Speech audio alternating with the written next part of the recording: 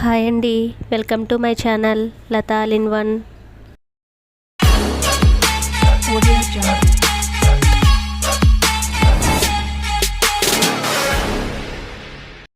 మండీ బిర్యానీ ఎలా చేయాలో చూపించేస్తాను.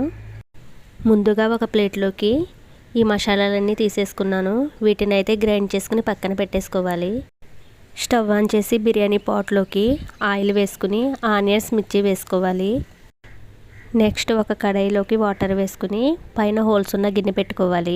ముందుగా గ్రైండ్ చేసుకున్న మసాలాలోకి ఉప్పు, కారం, పసుపు, లెమన్ వేసుకుని ఇంకా అల్లం పేస్ట్ వేసుకుని చికెన్ పీసెస్కి పట్టించి వీటిని ఇప్పుడు స్టీమ్ చేసుకోవాలి.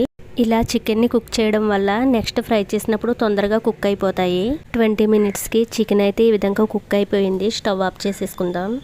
పక్కన అయితే ఆనియన్స్ ఈ విధంగా ఫ్రై అవుతున్నాయి కదండి. మనం ముందుగా మిక్సీ పట్టుకున్న మసాలా కొంచెం పక్కకి తీసుకున్నాం. ఇది కూడా దీంట్లో వేసేసుకోవాలి. దీన్నే మండి మసాలా అంటారు. ఇదేనండి చికెన్లోకి బిర్యానీలోకి కూడా టేస్ట్. మసాలా కూడా బాగా ఫ్రై అయ్యాక అల్లం వెల్లుల్లి పేస్ట్ వేసుకుని ఇంకొక నిమిషం బాగా ఫ్రై చేసుకోవాలి. 1/2 టీ స్పూన్ పసుపు, 1 టీ స్పూన్ కారం, రుచికి సరిపడే సాల్ట్ వేసుకుని ఇంకొక నిమిషం ఫ్రై చేసుకోవాలి. 1 కప్పు బాస్మతి రైస్ అయితే హాఫ్ అన్ అవర్ ముందు నానబెట్టుకున్నాను. దానికోసం నేను 1.5 కప్పు వాటర్ వేసుకుంటున్నాను. ఈ వాటర్ బాగా మసిలిన తర్వాత సాల్ట్ కూడా చెక్ చేసుకుని ఒకసారి కలిపేసుకుని మూత పెట్టేసుకుందాం. నా దగ్గర అయితే కొత్తిమీర అవైలబుల్గా లేదు. రైస్ అయితే వేసేసుకుందాం.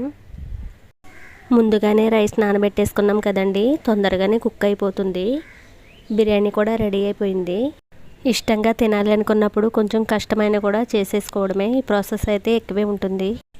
చాలా రోజుల నుంచి అయితే ఇంట్లో మండీ చేయాలనుకున్నాను. ఫైనల్గా చేసేసాను. స్టవ్ ఆన్ చేసి ఒక కడాయి పెట్టుకుని ఇందులోకి బటర్ వేసుకుంటున్నాను.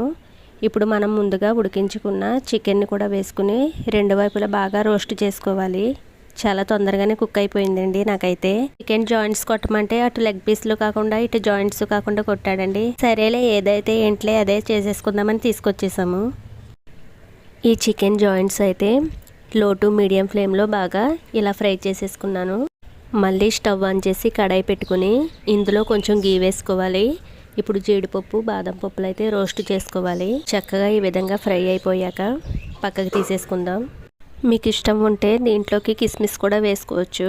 రెడీ అయిపోయిన బిర్యానీ పైన చికెన్ పీసెస్ అయితే పెట్టుకుని ముందుగా ఫ్రై చేసుకున్న జీడిపప్పు, బాదం కూడా వేసేసుకుని మూత పెట్టి ఒక 5 నిమిషాల పాటు కుక్ చేసుకుందాం. మంచి స్మోకీ ఫ్లేవర్ కావాలంటే ఈ బిర్యానీ మధ్యన ఒక గిన్నెలోకి వేడిగా ఉన్న బొగ్గు పెట్టుకుని దానిపైన నెయ్యి వేసుకుని మూత పెట్టేసుకుంటే మంచిగా స్మోకీ ఫ్లేవర్ అయితే వస్తుంది. చాలా రోజులుగా మండీ బిర్యానీ అయితే ఇంట్లోనే చేయాలనుకుంటున్నాను. ఇన్నాళ్ళకైతే చేసేసా. వీడియో నచ్చితే లైక్ చేయండి. కొత్తగా చూస్తున్న వాళ్ళు సబ్స్క్రైబ్ చేసి సపోర్ట్ చేయండి. Thank you.